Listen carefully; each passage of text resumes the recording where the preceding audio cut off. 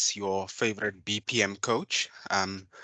Today we're talking better modeling through process patterns. I think as your BPM coach, I want to make sure that the quality of your models, are of a very high standard. So process patterns is a way to identify duplication, ring fence it in its own process, and then your individual processes are then just very simple and coherent, and the pattern is documented in another process. So let's talk about what the problem is.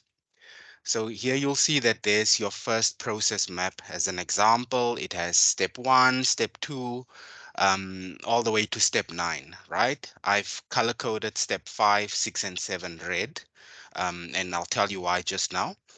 Then, for argument's sake, you model your second business process. Again, it has its own activities from step 1 to step 9. And then lastly, you might have a third process map. Again, I've shown its different activities all the way to step 9.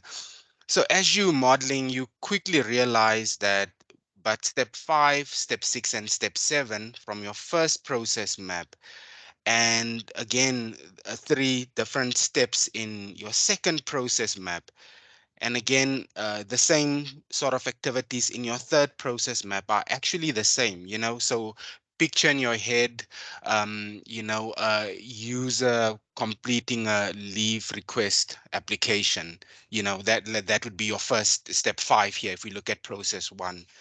And the line manager then reviews that application and either approves or declines, and the subsequent steps.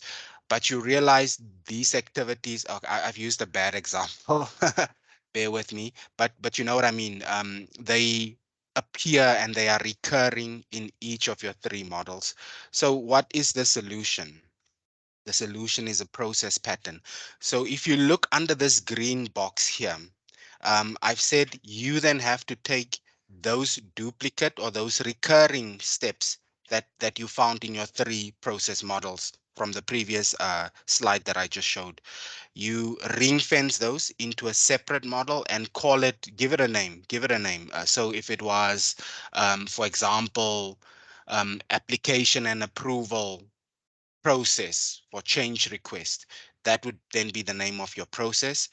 And then you go back to those three individual process maps, and I'm showing them here under these words here, illustration of the solution. And there would be your first process map again, and I'm showing the pattern there as a sub process.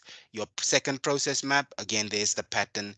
So now you've essentially removed all this duplication from these three process maps. You've saved yourself a lot of time in terms of the models. You've made it easy for your users and your readers to follow. And when it comes to maintenance, so if this pattern changes, if you don't have a pattern, you would have had to update. Again, let's go to the far left. You would have had to update. You'd have had to maintain your process map 1 and its SOP. You'd have had to maintain process map 2 and its SOP. You'd have had to maintain process map 3 and its SOP. So that's 6 documents or artifacts that you would have had to maintain without your pattern. But with a pattern, if this pattern changes, you simply change it on its own process diagram and its own SOP. So I think, guys, that is what I call it's just something that will help you to improve the efficacy, the quality, the coherence of your diagrams, and it's going to add a lot of value to the business and to your clients. So, yeah, I hope you've enjoyed this session. Like, comment, subscribe, and happy smart modeling. Thank you.